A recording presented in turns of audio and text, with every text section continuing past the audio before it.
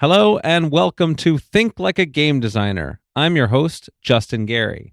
In this podcast, I'll be having conversations with brilliant game designers from across the industry with a goal of finding universal principles that anyone can apply in their creative life.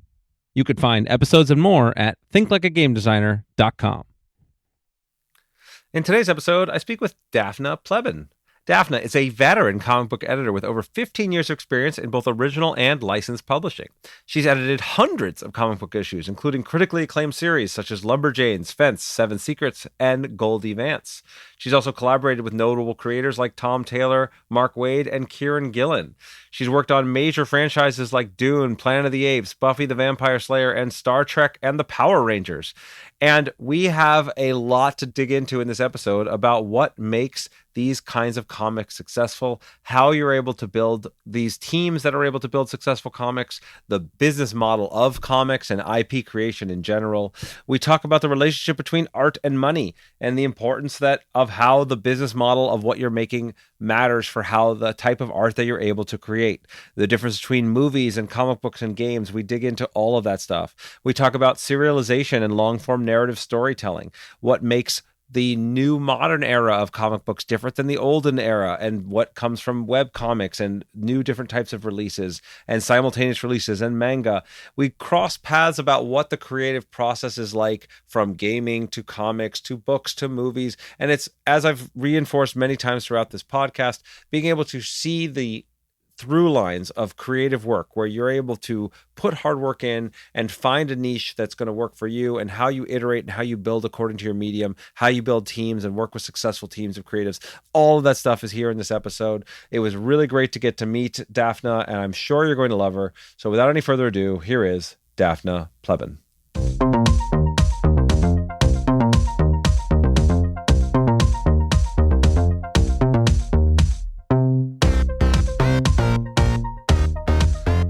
Hello and welcome. I am here with Dafna Pleban. Dafna, I'm so excited to finally have this conversation. Me too. So I normally, and I will get to this, I love starting and kind of going into the Wayback Machine and kind of getting your origin story. But as we were prepping for this, you made a comment I just have to kind of dig into, which is, saying, don't stress. We're going to, giving you the kind of lay of the land of how the podcast goes. And you said, you're telling an editor not to stress. My whole job as an editor is stress. I'd love for you to unpack that. I want people to understand what this means and what the life of an editor is like. Well, I mean, I know in different mediums and in different formats, an editor can have a lot of meetings. In comic books, and specifically, I was in monthly comics for the first 14 years of my career. It had a very specific meaning, which was you're already late. In that, like as a comic book editor, you are not only working on the issue that's in production now, you're prepping all the materials for the issue that's to come. You're putting to bed the issue that just went to press, and you're doing this on a monthly cycle. The irony is it takes more than a month to write and draw, to produce a comic book, period. And so a big part of your job is, like, I call it laundering disappointment on all sides, and not in a bad way, but everyone is human.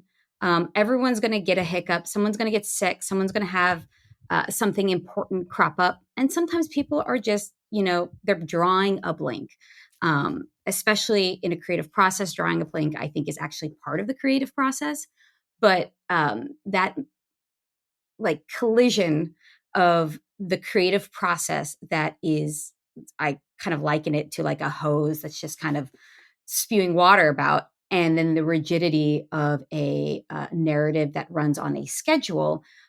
You as the editor is the one that has to get all of that spewing water going in a direction at a regular pace. My metaphors are all over the place today. So that might also be an example of why editors are always a mess. But that you're talking to your writer, and you're talking to your artist, and you're talking to your colorist, and you're talking to your letter, and you're talking to your publisher, and you're talking to your licensor, and that's just one book. And for a lot of monthly editors, and again, my experience is for the longest time at one company, but I suspect the way that Wings have solved a flying problem independently on different continents, I suspect a lot of editors at different places that faced the same challenge of a monthly comic release schedule have adapted to the same like goal and share similar scar tissue. It's yeah, you're stressed, but it is one of those things that now that I have a different role as a managing editor, and I'm not in a medium that is more graphic novels and has a yearly or quarterly cadence, um, I have discovered that I don't know who I am when I am not underwater. When someone Mm. asks, "How are you?" and I could be like, "Oh, things aren't bad." I have a panic attack because now I have to develop a personality that is not harried. Uh, and I haven't had to do that in 14 years. So, Yeah. wow, that No, was that's way too long of an answer. I no, just, no, no, you no, know, no. It's exactly what I wanted. So thank you. And again, this is why I chose to start here, because the comment as you phrased it was really interesting to me that you made before we started recording. And this idea that of stress as a way of living, a stress as a mode of career, is something I'm really interested in, because yes, there's a certain amount of positive stress that comes in, right? One of the phrases I like to use is deadlines are magic, right? You have a I monthly love deadline, the them. comic has to happen, it's gonna happen. It's incredible. When I first started as a game designer, I didn't know anything about game designing, but I knew if I didn't turn in over this assignment by the time it was due, I was going to get fired. So I found a way to get it done. Right. And so there's a degree to which that you can accomplish incredible things by creating, in essence, stress, right? Deadlines and pressures and constraints. And then there's another side of this where, when stress becomes a mode of living, that it can actually take over and become, a straitjacket almost, that you could be living a dream, right? And we'll get back into again how you got into comics, but presumably this is a dream career that you got into, and suddenly you find yourself just constantly feeling stressed or frazzled, or not realizing that, wait a minute, this isn't, I'm not able to enjoy this in the same way. So, uh, you know, it's great that you were able to kind of realize that, and I think it's great to highlight for people that might see this as all sunshine and roses, that it's really not, and there's a lot of trade-offs you have to make as a creative and as someone that's managing creatives. But what you just said about deadlines are magic is also something that I think is the value of having to make a decision. I think for so many creatives, there's the blank page, right? And a deadline's a horizon to make a decision. So much of writing is taking a path, and so much of drawing is putting the pen to paper.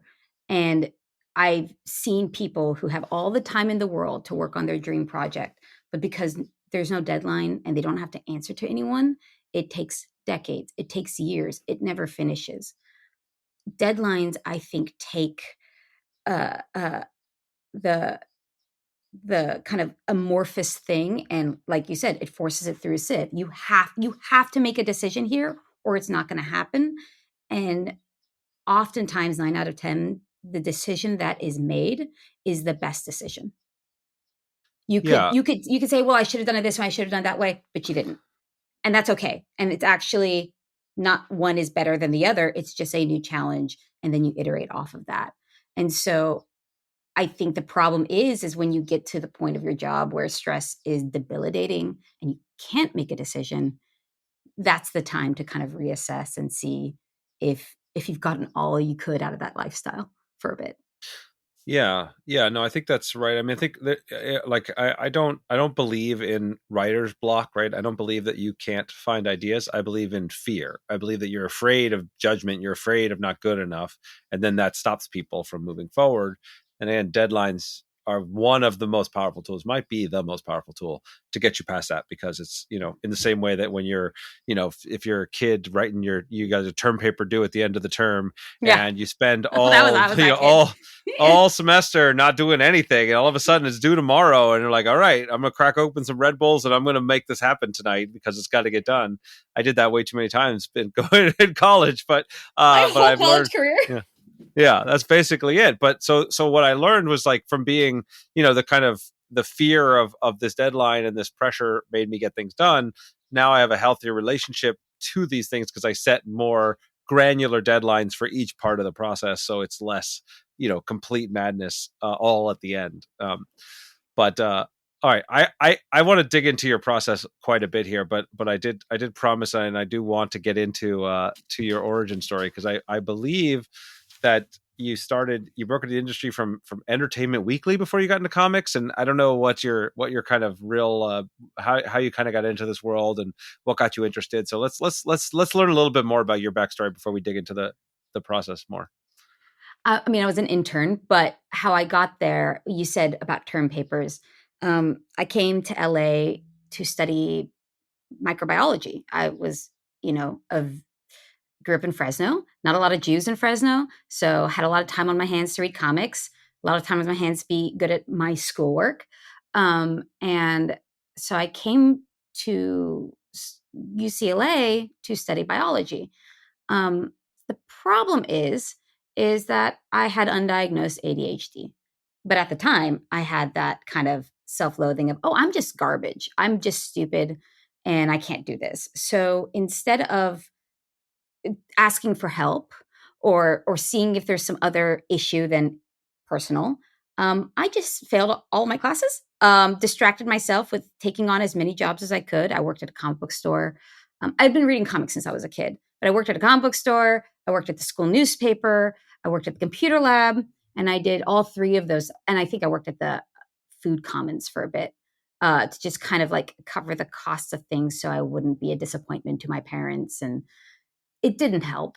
But ultimately, I had minored in English, and the thing about the deadline and the term paper is if you are an English major, and I'm not saying it, writing is very hard. People are like it's cheating or it's making things up. It's not. It's very hard to make a case and then compel people and commit to what you are writing. But it is something that you could be thinking you're not doing for hours. And then when that deadline looms and there is do or die, all the thoughts have a chance to kind of funnel through and finally coalesce. You can't do that in biology. You can't start your titration 2 hours before it's due. It's already too late by the time the natural instinct of fear for someone like me kicks in. And so ultimately in school, I did excel more in English, graduated that very late in English. But the thing I discovered in school was this distraction, I guess you could call it. But in my case, I think I learned a lot of skills doing that. So loved comic books, worked at a comic book store, did that so I could put my paycheck back into buying more comics with the employee discount. And I went to Comic Con for the first year. I believe it was between my sophomore and junior year. Drove from Fresno, took my little brother, picked up my best friend, and it was when you could still go to Comic Con and buy tickets at the door. I did that like odyssey across California. Broke college students. So I'm staying at my friend's place at UCSD, which is nowhere near the convention, as I'm sure you know. Slept in the car because my friend was popular and had a party, and Comic Con's so important. And I get there, and that first day is just a crowded mess. And that second day, as I'm waiting to buy my pass, I see there's a press line. And I see that they just go in. And at the time, I think they also let the people with press badges into junkets. So you didn't even have to go to Hall H or Ballroom 20. You could just go to this tiny little, in my head, panel just for you and 20 other people. So I thought the reason I didn't enjoy Comic Con was because I paid for it and I had to like hang out in a crowd. And so the next year, I worked at the newspaper doing production design. I was like, hey, I'll review comics for the paper because I just wanted that byline. I was already reading comics. I was already blogging to it with my friends. I just have to like take out some curse words and some hyperlinks. I'd get that byline and my scam would be complete. I'd go to Comic-Con for free. And so I did that for a couple of years. And then I had the nerve to graduate, which was very touch and go. And then I couldn't work at the school newspaper and I'd have to pay for Comic-Con again. No, thank you. Hard pass. I still worked at the computer lab and had access to all of the library equipment. And I had convinced my boss that podcasting was the future. And I knew I couldn't hit a deadline. And I knew I didn't actually enjoy writing. I just did it to go to Comic-Con for free. So I thought I'd fake a podcast because that's considered journalism. So I learned how to edit in Audacity. I learned how to make like a Nucleus CMS blog page with an RSS feed that would feed into Apple. I learned how to design a logo. I roped in my comic store, a friend, and we, it's like, yeah, 2 comic store employees reviewing comics. Like, that seems real.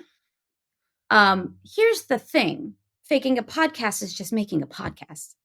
It's You can't fake it, right? I was like, I'll do a couple of episodes to make it seem real. I'll interview a creator or two and really populate it. And so if they check it, it's the cover is pristine. Yeah. So I just had a podcast. And that podcast got me into Entertainment Weekly. At the time, they were considering podcasts. And so they wanted an intern in that division. It ultimately didn't work out. So I ended up working in the blog side of things.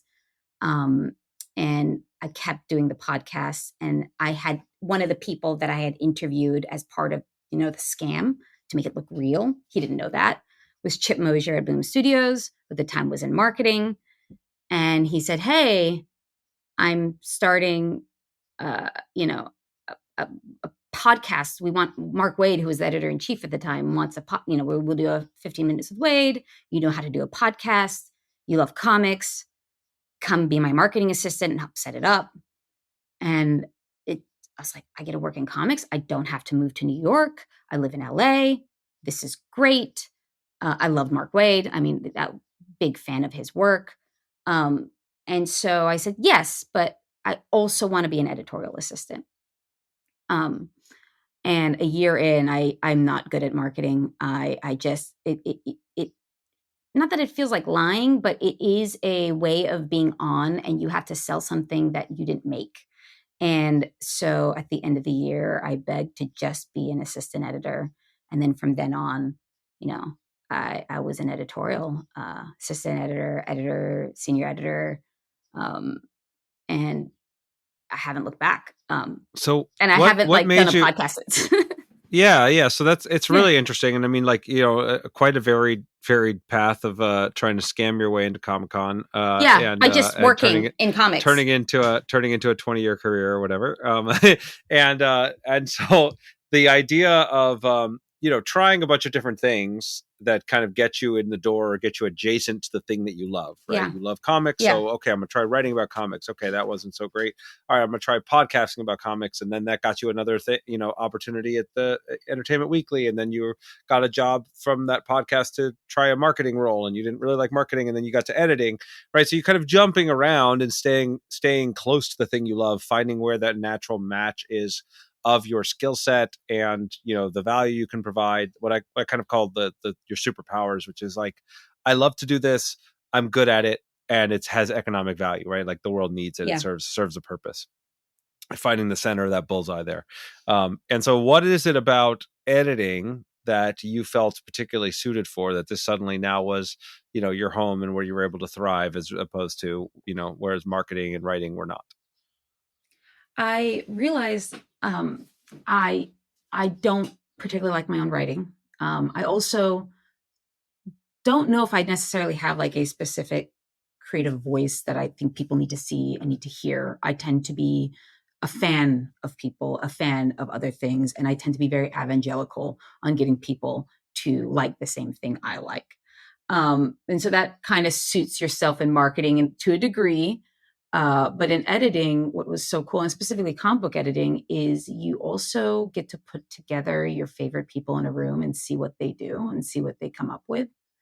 And so, as I spent more time actually at the company, even just as a marketing assistant, and seeing what editors do, they are finding artists that they love, and they're introducing them to writers that they love, and then they're giving them the conditions to make something that they can be proud of. And also giving them starts to their career. I think especially as an indie publisher, we had a touch more agility to be able to bring people who maybe haven't drawn comics before or haven't considered as a career, and give them their start in a way that something like the big two, who would need a certain level of clear skill to put them on something, or at least a resume, right, or backlog, would need. And so seeing that what an editor did in comics wasn't just copy editing, which I wasn't good at, which is what I love about editing comics is you're editing dialogue, so it can sound naturalistic, so it doesn't have to be correct. Um, and you are talking to writers about story, and you're basically getting, to me, like a first row seat to your favorite stories being made. Like I've always loved hearing, you know, director commentary or writer commentary, and what were they thinking and what was their intent, and comparing it to what I got from the work. And now I got to have a direct conversation and a direct dialogue with someone who's making something I'm really excited by. Um, and so, yeah, I think that's what I really responded to, even as an editorial assistant. And then that's what I really respond to as part of my work. Yeah, so it seems like you're an editor in a comic book sense is more like a producer in a movie sense, right? Like that Yeah. you're really trying to put together all the puzzle pieces, manage the process, solve problems as they come along, and help sort of empower the creatives and kind of shepherd the vision across the finish line. Does that sound right? Yeah, and a little bit of studio exec too, because a cool part, especially at indie publishers, you're also developing original pitches. You're reaching out to creators and asking if they have an idea. You are trying to convince your bosses, hey, say yes to this, put money into this, let's see what happens to it. Oftentimes it's just a writer and you're pairing them with an artist, or it's an artist and you're pairing them with a writer. And so your matchmaker and producer and studio exec and intern kind of all wrapped into one. All right. All right. Now, this sounds like a perfect segue to start really diving into this process in more detail because I, like you, a huge comic book fan, grew up reading comic books. It's the thing I spent almost as much time as I spent playing games, reading comics. Felt like I had kind of, all the things that my parents told me to stop doing, I felt like had kind of come to an apex when I started working on the Versus system, Marvel and DC trading card games. That's so all of my cool. comics experience, all my Yeah. games experience came together, and take that, parents. Haha. And they were, of course, eventually very happy for me once they realized you could actually make a living doing this stuff. But what I want to know is I've always wanted to make my own comics. In fact, I think we even had a conversation a while ago talking about potentially Did doing an we? Ascension comic. I don't think it was, I think you talked to George about it, but we talked to Boom Media while you were an editor there about possibly doing this. But I for someone that's excited about bringing a comic book idea to life, how do we think about that? How did you specifically, at Boom, what makes you decide, yes, this is a green light, this is a good idea? What is let's start digging into all of this fun stuff. And I'm interested in both in kind of original new IP, new ideas. And I know that you've also worked on a lot of major IPs. You've launched comics for Buffy the Vampire Slayer, Planet of the Apes, Dune, Power Rangers, a bunch of others, that Star Trek, I think, also a lot of cool major brands that of course have their own following. But I'm interested in some of those stories, but primarily around like, okay, new idea, new thing, we want to bring it to life. What does that look like? So I, was working at a publisher, and a publisher has a particular identity, and Boom Studios in particular at the time has, the Boom Studios imprint, which was, I called it the FX network, summer blockbuster, kind of 4-quadrant genre plus space. Think like A24, but also think, Blumhouse, right? Or Justified. And then Boom's box was the YA space that tended to be all ages, but for like an older readership, we think there are more women reading Boombox than they're necessarily reading Boom Studios, though I would argue I'm an example of someone who's going to devour everything. And then there's Kaboom, which is the kind of kids imprint. And then we had Archaea later, which was more literary. That's where Slaughterhouse-5 lived.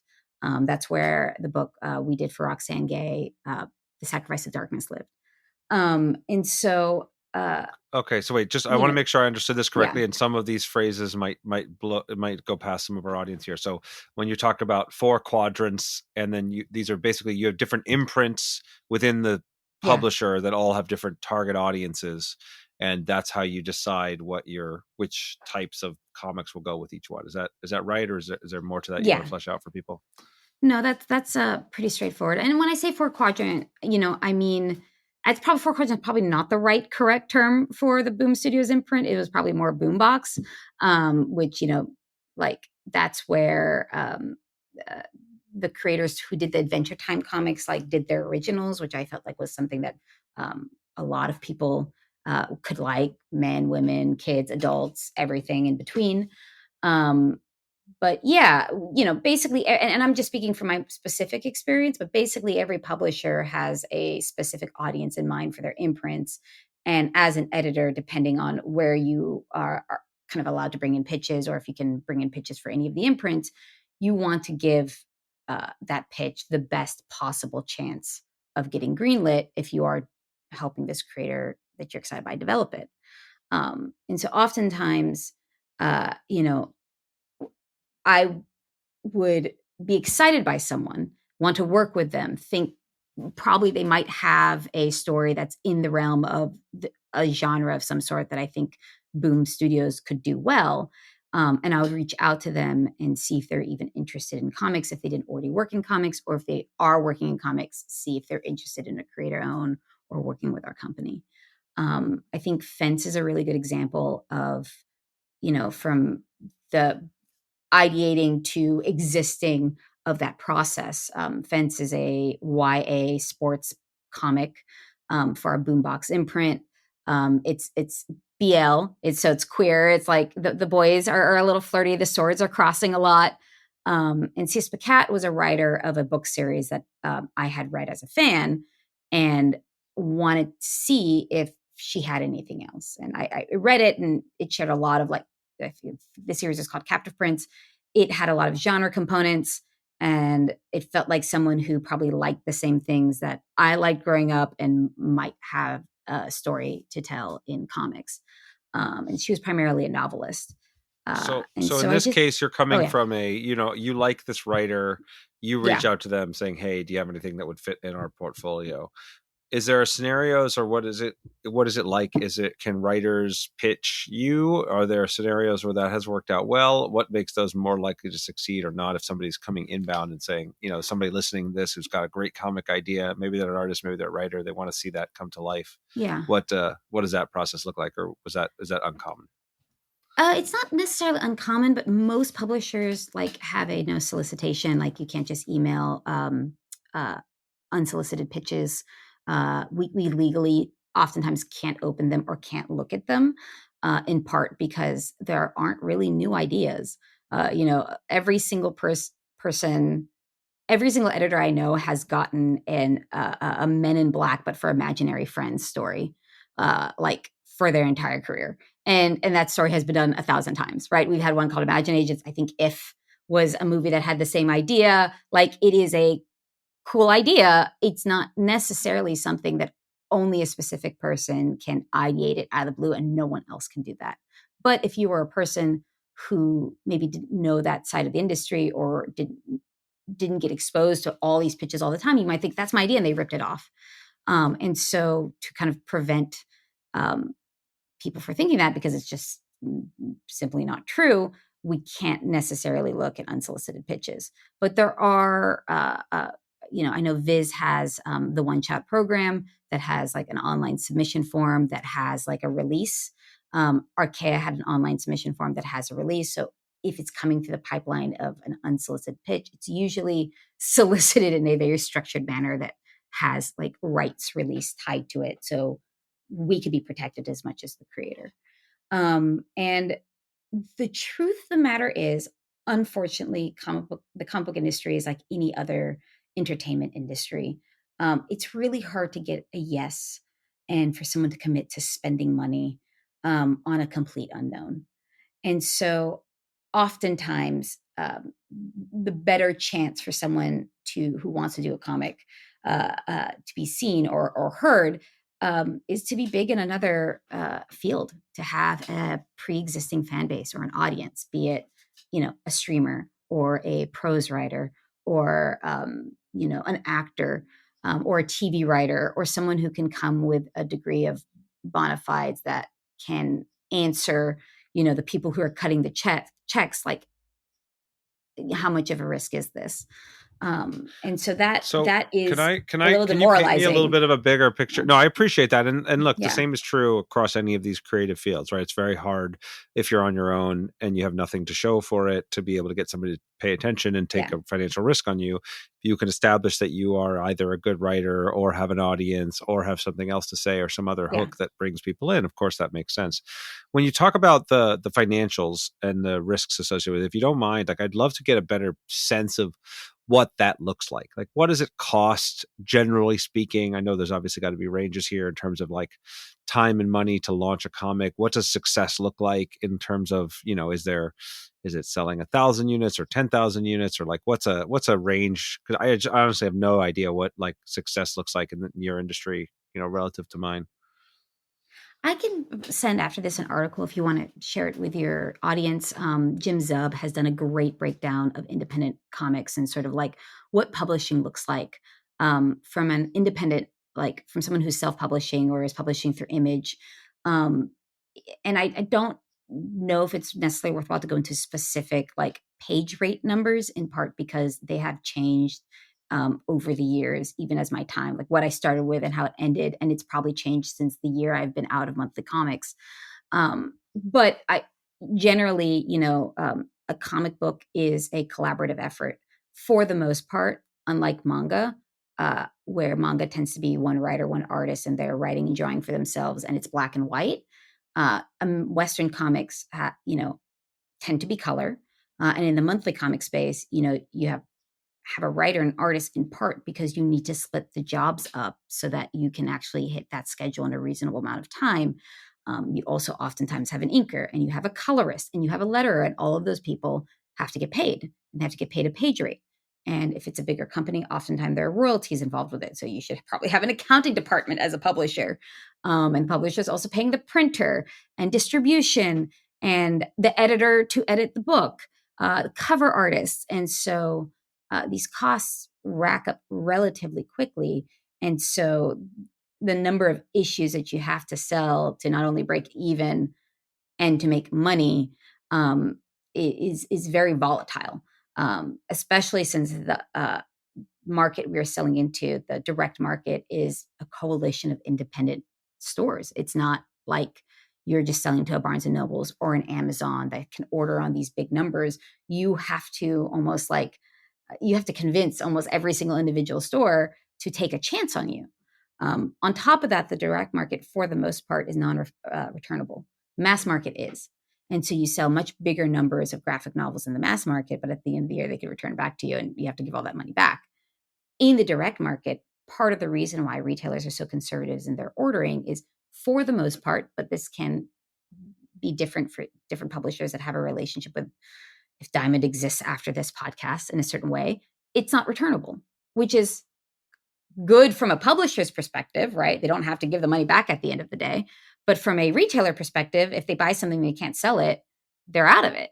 And so that all those kind of tensions go into, what does success look like in the direct market versus the mass market? Do you have the ability to wait for the mass market to give you a bigger return on investment if you just break even in the direct, because you're releasing it monthly and then you're collecting it, and now it's a book that exists in both direct and mass market? And so, roughly, that's the other thing that a lot of these independent publishers look as a profit stream, is the IP. They represent it in the market. Our company, or when I was at Boom, we had, before the Disney Fox merger, Fox, I think, had a minority stake. So they had a first look deal. I think after that, I think we had a first look deal with Netflix for a bit. And so basically, the other thing that oftentimes gets negotiated when you are working on an original project is the ability to represent the media rights in the marketplace. There is, of course, contracts that break down, profit sharing and all of that stuff, and who owns the copyright. And the kind of standard in the industry right now is the copyright stays 100% with the creators, and you're negotiating a term of representation in these kind of secondary IP markets. And so, there's this accusation a lot of times, like, oh, this is just an IP play. They just want to make a movie. Sure, sometimes that could be seen as the case. the truth of the matter is no one working in comics just wants to make a movie. We don't get paid enough. We don't get paid movie money, and we don't get paid necessarily the most livable wage in publishing. We want to make comics. We're here because we're stupid. And so also the best way to get someone excited on the lot is to make a good comic.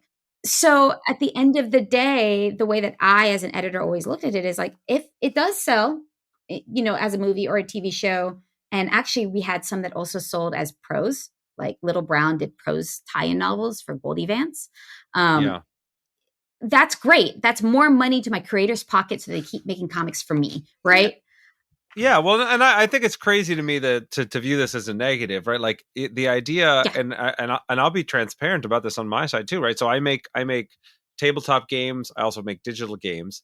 Digital games are very expensive, very hard to make, whereas a tabletop game is a lot more economical to make. And we can try new IP and new stories and new mechanics with a tabletop game. And if it resonates and people love it, then I'll invest more and turn it into a digital game. And then my hope is that we could turn some of these IPs into animated series and movies and things like that. And like, I love the stories I'm telling. I'm going to tell it whatever mediums are available, but it seems just like totally rational to be able to test out your stories in a medium that is more economical to try and put out there. And then if people love it, then you start investing more. And so comics, I'm nodding so hard and people can't see it. Yeah, it just seems like a rational way to be a creative. You're there because, like, as you mentioned, and I think I'm really glad you went into so much detail on this because, like, how much risk is at each stage of the puzzle? How much work it takes, right? It's one thing to say like somebody's going to buy the latest Wolverine comic because it's Wolverine, but it's another thing to say, hey, here's a brand new comic with a brand new title that I got to get you interested and got to get you hooked on. And as a local comic book store, if you buy it, you're taking the risk, right? And to try to put it into a mass market store as a publisher, you're taking a massive risk. Like those are huge challenges to face. And so to not have some asymmetric upside, if you will, the opportunity for something to really blow up and to capitalize it across multiple medium would make it nearly impossible to take bets like that. Well, and I also think of it as like you said it about how tabletop is cheaper, digital is more expensive, so you can be more agile and more experimental in this tabletop space. That's very similar, I feel, to comics, to monthly comics. Yes. Monthly comics in particular, you're itemizing that cost over each month. There is money out to the creators and money in from the retailers, and that lets you, I think, also you can tell stories that are so big in scope that if it was a movie or a TV show, even now in the era of the volume, like it's expensive to do certain genres in those other mediums, and in comics, there's still a cost, but drawing something is a different cost than getting a set, building a design, doing it in SFX. And so it actually lets people be really ambitious in storytelling, or not even ambitious. It is able to use genre to tell personal. You don't have to be restricted on what the story has to be and for whom in comics in quite the same way as if you're spending this amount of money to do the special effects, you need to get this amount of people to come in. So it has to appeal to this amount of people. And in comics, you don't have those same challenges. There are still challenges and there are still preconceptions, right? There is still this preconception that women don't read comics.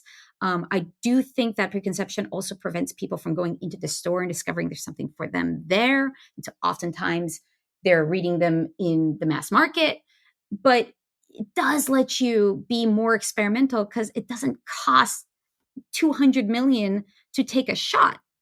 Right. And so there's such a range possible in storytelling. I do still think you have to convince people who's going to buy this, who are we going to sell it to. You still have to do all of those dances. It's just a different metric that's a bit easier to game. Not easy, but easier. No, none of this is easy. And that's sort of the whole point, right? Like you want to sort of set yourself up for success and leverage the strengths of the mediums that you have. And it's a point I like to reemphasize is like there's this kind of myth that there's the creative and then there's the money people, right? There's the business and there's the art. And I think that you cannot help but intertwine those things, right? Unless you just want to do something as a hobby on your own and take as much time as you want, and probably it'll never actually get done. When you actually need to build things for people in a way that is sustainable, it matters, right? When I make a game that's a collectible game where we're releasing new content every quarter or every month, it's a different type of design, it's a different type of approach, it's a different type of marketing than if I'm releasing something that's a one-off thing that's meant to stand alone, or a subscription-based model, or everything else. It's a different kind of game. It's a different kind of experience. It's the same would be true with comics. If I'm going to release a monthly comic versus a graphic novel quarterly or annually versus a regular novel versus a movie, every single one of those things is going to have different challenges, different constraints, different upsides, different downsides. And I think I'm really fascinated by this stuff because, again, I'm like you, I'm just a super fan of comics and of the medium in general, and I'm curious how you feel about how this is trending now. So we've kind of come into a little bit of your past, a little bit of the present, and then kind of I'd love to start kind of shifting to how you think about how the future is going. Right, there's a lot more of these kinds of webtoons, web comics becoming a modern medium. Obviously, the fact that comics have become such a gateway to other forms of like Hollywood media is a big deal. AI and creator conflagrations and combinations and things is a big deal. I'd love to get your thoughts, and kind of you can take it in any direction you want in terms of like, where do you see the industry going? What do you see the kind of future of comic book creation looking like? You said something a bit earlier that I think kind of plays into my answer here of like art is commerce, right? Like to make art at a certain scale or even at all is money, even if you're doing it as a hobby. Unless you're a writer or a cartoonist and all you're doing is prose or you're writing and drawing for yourself, and not even getting into the fact that if you have time to do that atop of either having a job to pay where you live or you have, family help so you can just focus on your art, there is money involved, whether we want to admit it or not. But on top of that, I feel like art has always been tied to commerce, right? Like if you want to self-publish as a comic book creator and you can't draw, you're going to have to pay an artist. Or if you're going to find someone to do it for free, they're going to have some sort of benefit from doing that. Do they own part of the IP? Do they have time to do that? How are they able to draw your book for free if you're not paying them?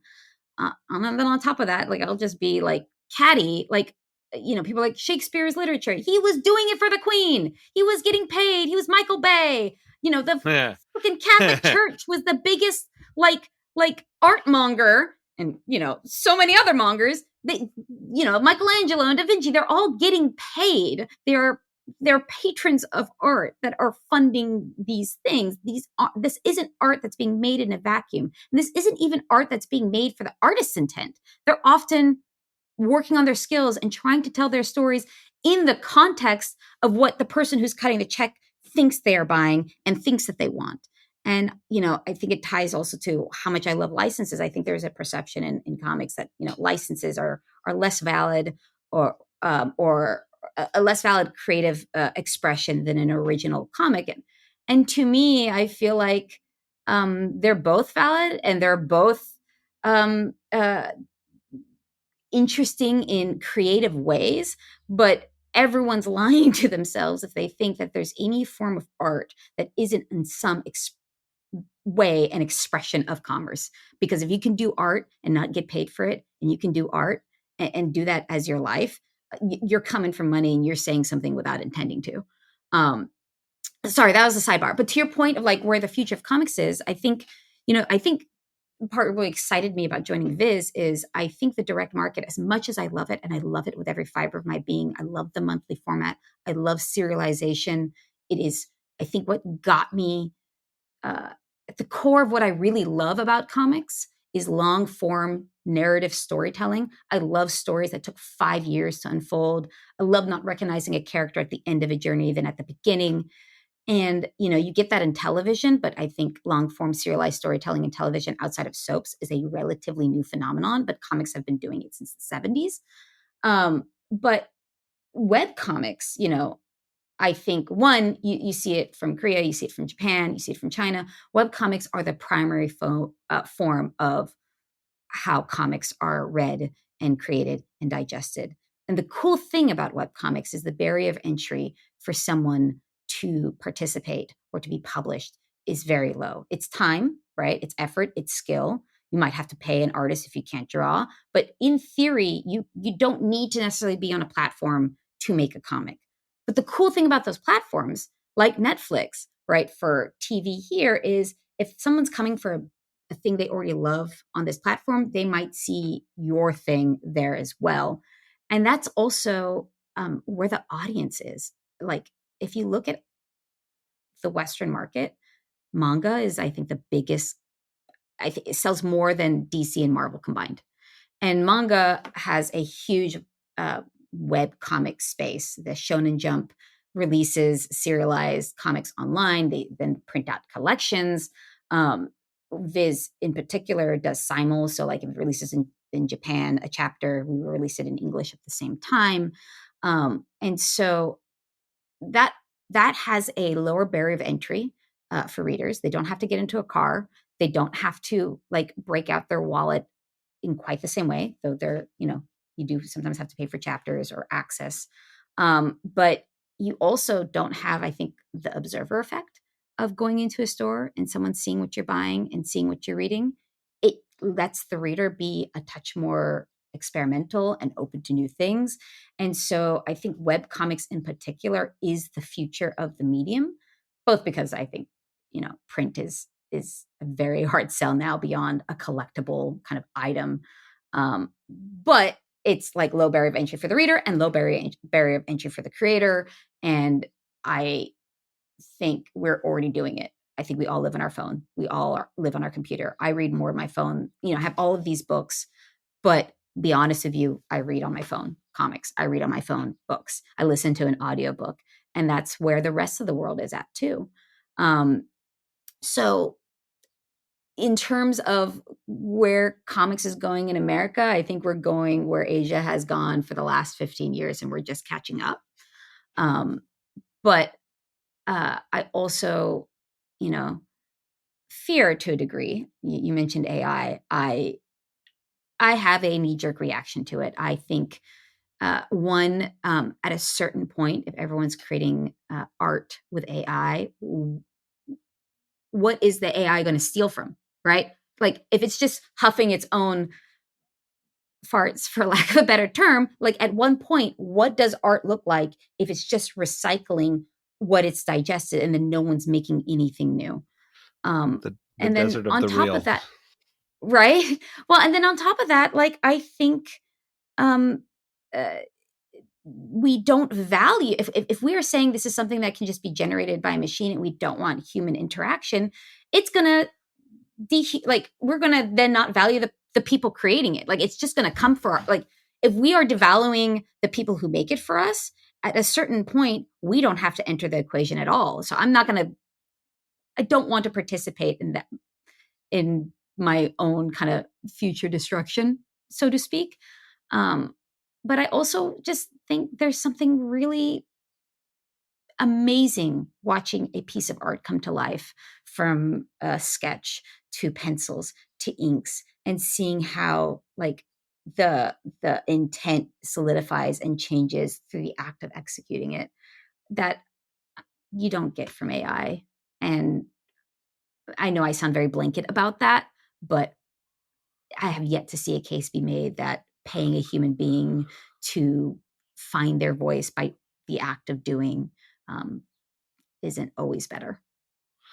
Yeah, no, I mean, it's obviously a very controversial topic, and it's something that you can't avoid as a creative nowadays, because the train has left the station in many ways, and there's a lot of things that are going to change. And I look to try to say, what are the best ways that we can preserve what we value from the past and potentially leverage technology to do better in the future, right? So, for example, like, I really like having a physical comic collection. I still have my favorite graphic novels set up on my wall, and I still like to have those things. But I also agree that, like, it's a lot easier to read it on my phone, and producing and reading and consuming new stuff, it's rare.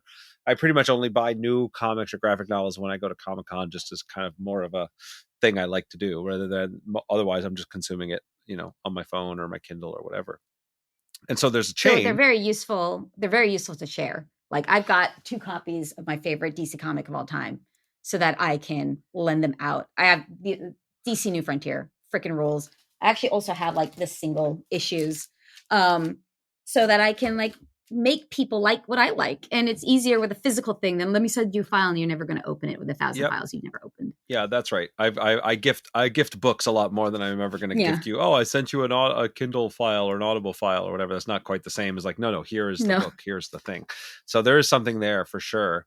And again, I don't think I think also Neil Gaiman's Sandman is my favorite comic series of all time, and he had an expression that books are sharks, right? That there's a sharks have been around for millions and millions of years somehow evolutionarily, even though many other things have come and gone. Sharks stay, and I think the books are always going to be here in some form or another, even if as a sort of collectible physical thing. I think that human creators are going to be here always, because we do value that creative force as a human, and that what that looks like as we integrate with digital tools, right? From the difference of I have to actually physically draw on a piece of paper to I can draw on a tablet, and I can have tools to help me with shading and coloring and all the different things, that colors of the rainbow and things I couldn't access before. Or I can have an AI that can help me. I can draw a quick sketch and it can help me turn it into something that's far beyond what I could do personally. I think there's degrees here that we're going to have to play with over the coming years. Yeah. I can't deny that there are things that we call AI that before we called machine learning. Like I think actually a lot in animation and Spider-Verse, and what I love about Spider-Verse is the way that they mimic inking on these 3D shapes. But, in that respect, what they were using that tool to do was they came up with an idea themselves on paper, and then they gave it input of themselves as a tool to apply it more consistently. I think as much as the kind of there's no unringing the bell, there's no putting the toothpaste back in the tube when it comes to generative AI. I think there has been what feels like, in the same vein as the enchitification of the rest of our social networks, a intentional misanthropy in its application. An intentional people are inconvenient. If I didn't have to pay them, if I didn't have to talk to them, if I didn't have to engage with them, if I didn't have to take their thoughts and feelings into account, I'd be so much happier.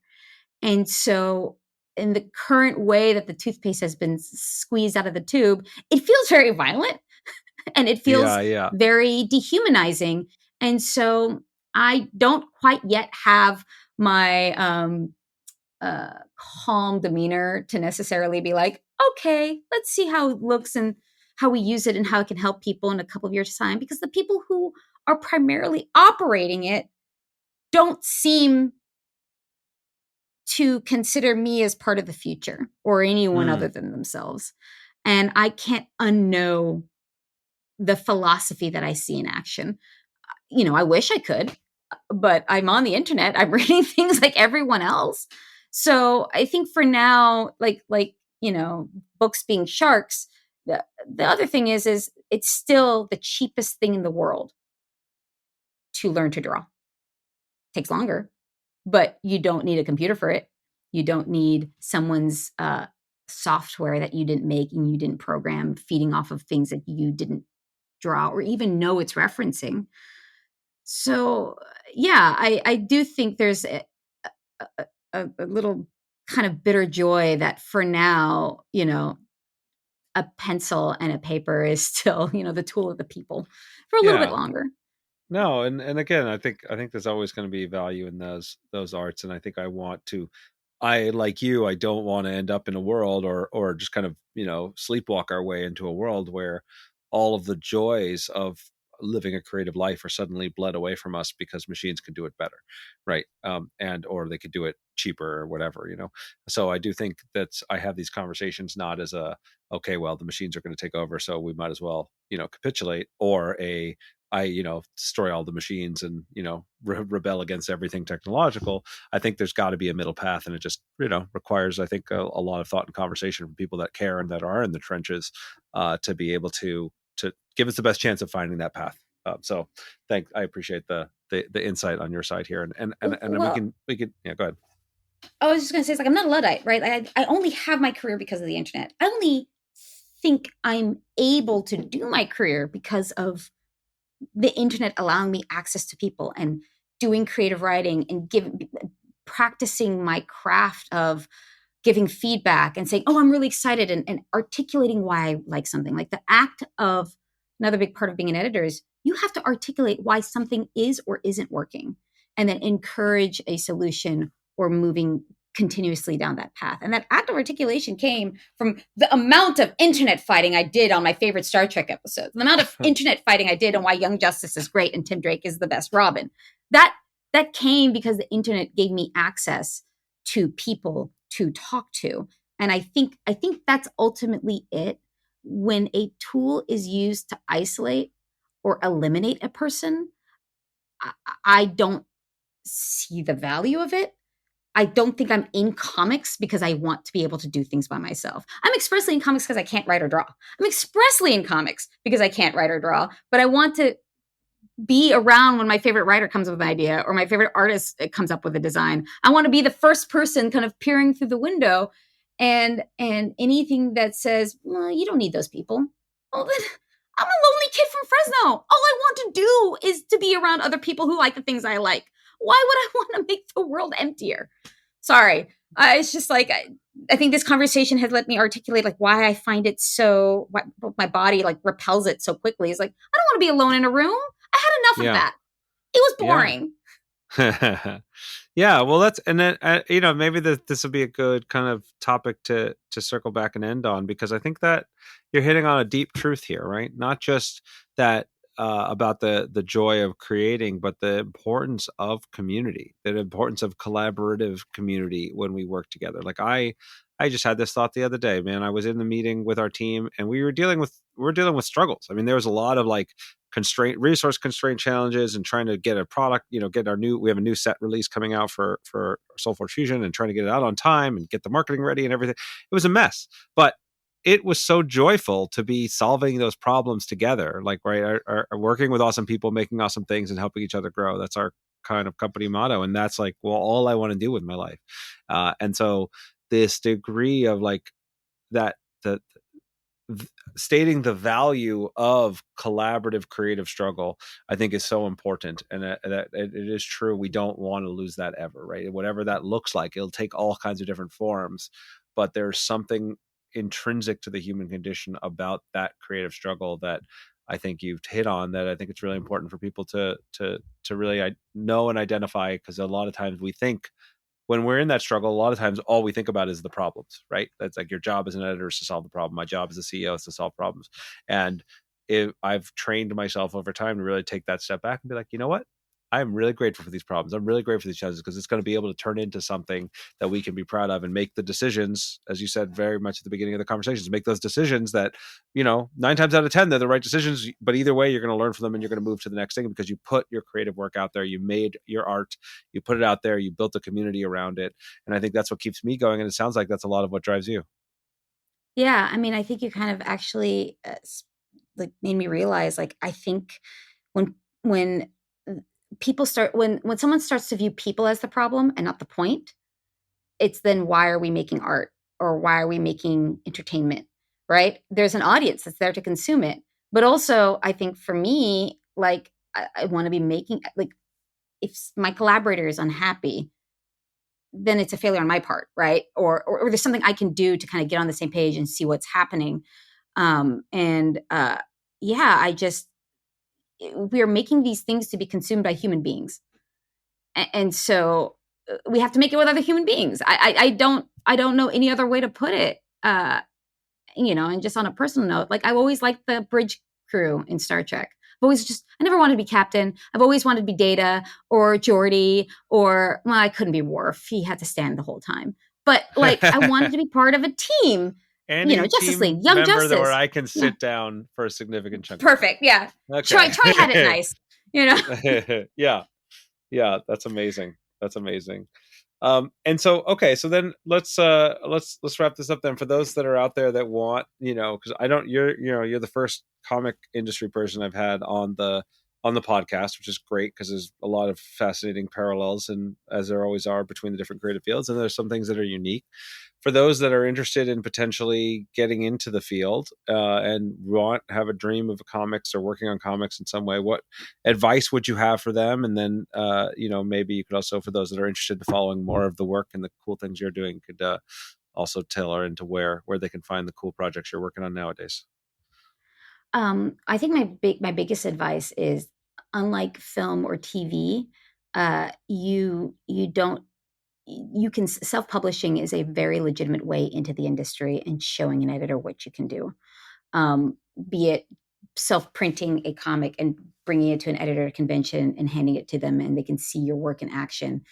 It'll still cost because you'll pay an artist. You still have to print it, but the cost of entry is so much lower than making a short film and getting a crew and getting everyone on board to produce something and then sending it to someone hoping they're going to sit and watch it. So self-publishing is how I found a lot of my favorite writers that I later brought on board. Another way in is, you may be someone who, works in a creative field as a video game writer or a TV writer, but you're not a name. You're not, you're not the showrunner or something that already comes with their own audience. However, that's why I really loved working on IP comics is if you make a connection with the editor who has read your stuff, be it a script or a self-published comic, they could bring you on board to an IP to write a story because the IP is the thing that's selling the book. And building a fan base through working on a franchise is a big way of not only getting your reps in writing or drawing, it's also a way of getting people to recognize your name separate from the thing. So, a lot of writers that I worked with on Power Rangers now are working on their own originals with a fan base that they have built through their work on Power Rangers. And so I think looking at any opportunity to either get your finished work in front of someone, either through self-publishing, online, or just getting paid to do the craft and learn how to write a comic, suck for a bit, but getting paid. Don't look for the perfect opportunity. Don't look, I'm only going to do an original, I'm only do creator own. Just look to build a relationship with the person who is then like, this person has ideas. I love working with them and I want to see what their original is. So, and I think I'm not being as crisp as I want or as articulate as I want, but there aren't necessarily any bad paid opportunities when it comes to comics.